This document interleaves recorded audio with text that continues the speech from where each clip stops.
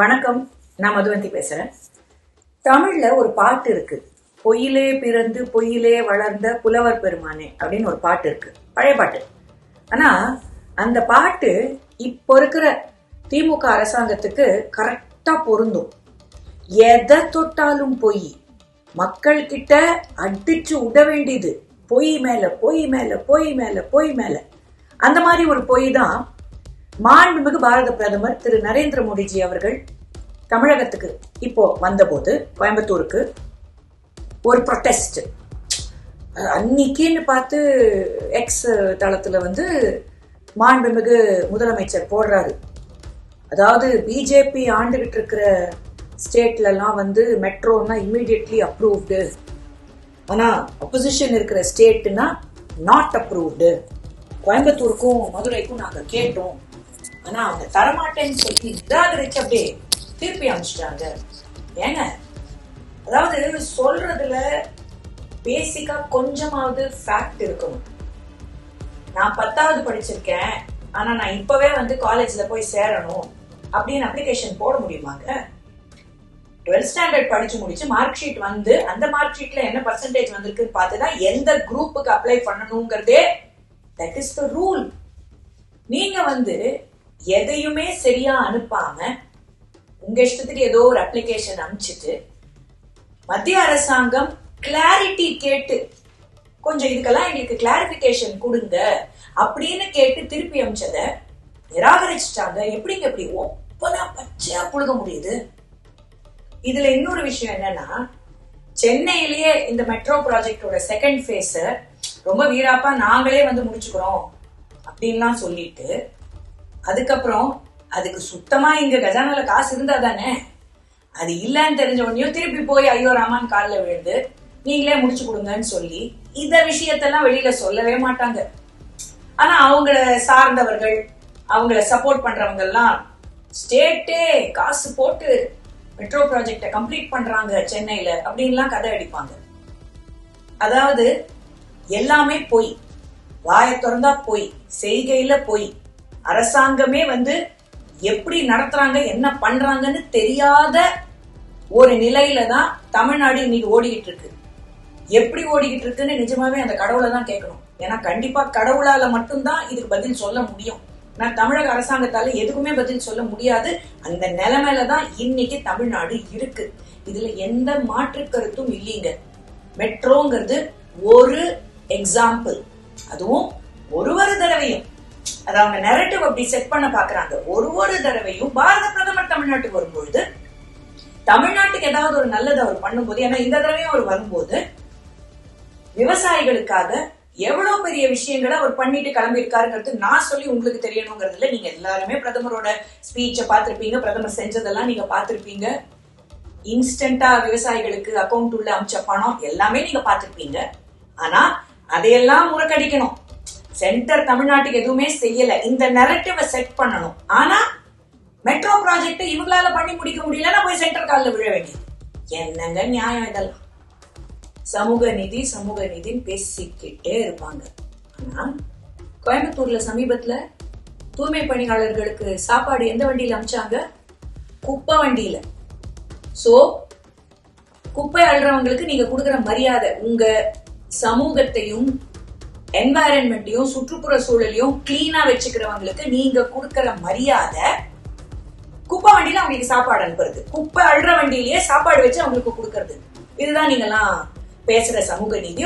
இதுதான் அந்த திராவிட மாடல் அரசியலா? இல்ல நான் ஆனஸ்டா கேட்கிறேன், மாண்புமிகு முதலமைச்சரே, உங்களுக்கு இது தெரியுமா? குப்பை வண்டியில தூய்மை பணியாளர்களுக்கு கோயம்புத்தூர்ல சாப்பாடு போயிருக்கு. இத பத்தி யாரும் கேட்க மாட்டாங்க, எந்த மீடியாவும் பேச மாட்டாங்க. ஆனா நரேந்திர மோடிஜி வர அன்னைக்கு கொடி பிடிச்சுக்கிட்டு நிப்பாங்க எல்லாரும். என்ன என்ன நடக்குது, என்ன மாதிரி நரேட்டிவ், இதெல்லாமும் மக்கள் பார்த்துக்கிட்டு தான் இருக்காங்க. People of Tamil Nadu are not fools. மறுபடியும் நான் இதை தான் சொல்லுவேன், ஆணித்தனமா சொல்லுவேன். The people of Tamil Nadu are watching every little move of this government. நம்ம சிந்தனை சிற்பி பிரகாஷ் ராஜ் அவர்கள் ஒரு படத்துல சொல்லுவார், அடிமேல அடிமேல அடிமேல அப்படின்னு ஒரு டைலாக் வரும். தாவேகா தலைவர் விஜயோட படம் தான் நினைக்கிறேன், அது எனக்கு சரியா இல்லை ஞாபகம் இல்லை. அந்த படம் தான் நினைக்கிறேன். அந்த மாதிரி இப்போ அடிமேல அடி இந்த அரசாங்கத்துக்கு. ஏன்னா சுப்ரீம் கோர்ட்ல இப்ப வந்து ஜட்மெண்ட் ஆயிடுச்சு. அதாவது நீங்க வந்து கவர்னரையோ ஜனாதிபதியையோ ஃபோர்ஸ் பண்ண முடியாது. ஒரு பில்லுக்கு அவங்க அசென்ட் கொடுக்கலன்னா திருப்பி என்னன்னு கேட்கதான் முடியுமே தவிர்த்து இந்த டைம்குள்ள நீங்க பண்ணியே ஆகணும், கொடுத்தே ஆகணும்லாம் ஃபோர்ஸ் பண்ண முடியாது. வேணா ரெக்கமெண்ட் பண்ணலாம். அதை தவிர்த்து இவங்க 2 பேருக்கும் they are above all this. above all this னா உடனே they are above law கிடையாது. ஆனா அவங்களுக்கு அந்த உரிமை இருக்கு. they can decide when to allow a bill to be passed and when to give the consent. நீங்க ஃபோர்ஸ் பண்றதுனாலயோ கோர்ட்டுக்கு வர்றதுனாலயோ அவங்க 2 பேரையும் கண்ட்ரோல்ல வச்சுக்கலாம்னு நினைக்காதீங்க அப்படின்னு தெளிவா சொல்லிட்டாங்க. இது ஒரு பெருமடி. இதுக்கு திராவிட மாடல் அரசாங்கம் என்ன பண்ண போறாங்கன்னு தெரியல. ஏன்னா அவங்களுக்கு அப்படியே வந்து விரோதி எதிரினா தமிழக ஆளுநர் தான். சோ இப்ப என்ன பண்ண போறாங்கன்னு தெரியல. கஷ்டம்தான்.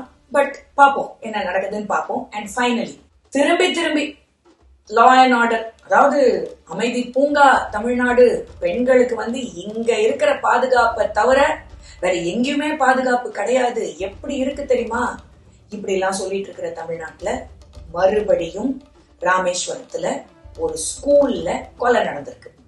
அந்த ஸ்கூல்ல என்ன நீ லவ் பண்ணலையா, அப்போ உன்னை நான் குத்தி கொலை பண்ணிடுவேன். இதுதான் நெரட்டிவ். இதுதான் கொலைக்கு காரணம். This is the rate at which, the alarming rate at which law and order is being handled in Tamil Nadu. School level, college level, இங்கெல்லாம் இந்த மாதிரி வன்முறை, இந்த மாதிரி ஆக்ட். எனக்கு இதுக்கெல்லாம் வந்து மாண்புமிகு எஜுகேஷன் மினிஸ்டரை கேட்டா, ஓ அப்படியா அப்படின்லாம் அவரு வீடியோ எல்லாம் போட்டாரு. வெளியில நடந்ததுக்கு நான் தெரியல ரீசன் நான் கேட்க சொல்றேன்.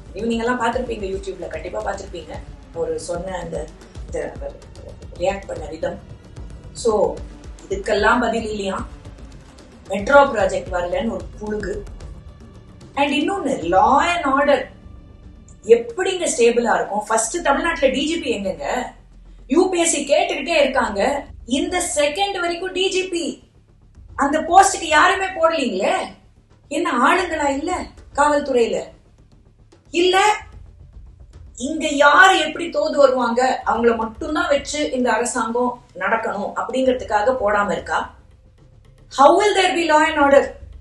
ஒரு ஆர்கனைசேஷனுக்கு ஹெட், என்டையர் போலீஸ் போர்ஸுக்கு டிஜிபி தான் ஹெட். அந்த ஹெட்டே இல்லையா? அப்ப திரு சி வி சண்முகம் ஐயா சொன்னது உண்மைதானே? அப்ப ஏன் இந்த மாதிரி ஒரு சிச்சுவேஷன்? ஏன் கண்டிப்பா மாண்புமிகு முதலமைச்சருக்கு சூஸ் பண்ண தெரியும் தான் நான் நம்புறேன். இன்னி வரைக்கும் எத்தனையோ ஃபென்டாஸ்டிக் கேண்டிடேட்ஸ் இருக்காங்க, யூபிஎஸ்சி கேட்டுக்கிட்டே இருக்காங்க. ஏன் இன்னும் அந்த டிஜிபி பதவிக்கு யாரும் வரல? எப்படி கண்ட்ரோல் இருக்கும்? ஒரு ஃபோர்ஸ் எப்படி ஆபரேட் ஆகும்? ஐ மீன் திஸ் இஸ் பிசார்.